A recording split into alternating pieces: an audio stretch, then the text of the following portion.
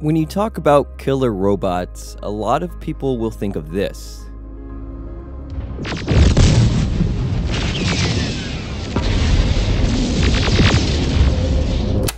But there's also this. That's just one of the ways the Future of Life Institute's Stuart Russell can see how autonomous weapons can go wrong. Obviously, the footage isn't real. There aren't actually swarms of killer micro-drones. Yet. But the US has started recently testing deploying drones from fighter jets. That sound is the sound of a swarm of micro-drones.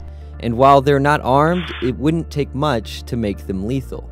The biggest issue, I think, is this notion that we're crossing a moral line, a fundamental moral line, when we outsource killing to machines like that on the battlefield.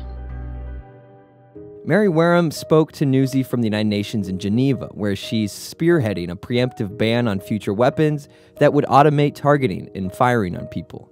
In other words, killer robots.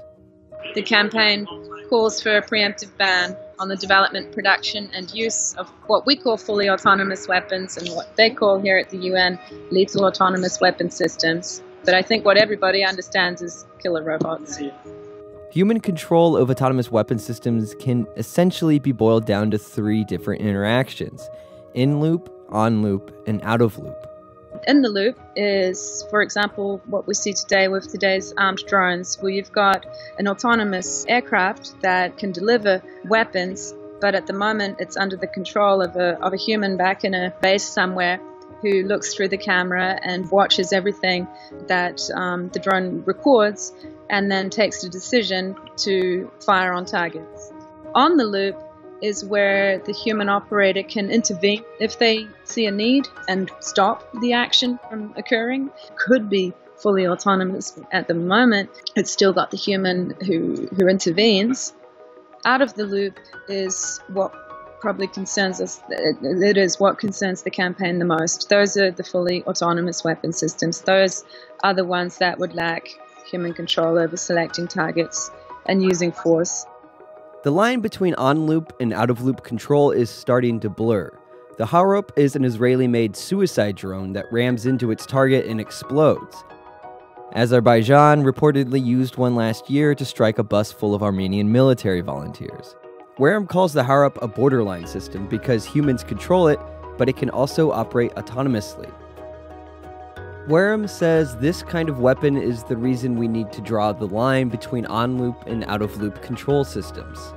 That's important because technology is developing so fast that a preemptive ban on killer robots might be too late. And we're starting to have some pretty big debates right now about when we're going to take that word preemptive off and start pointing at weapon systems that concern us.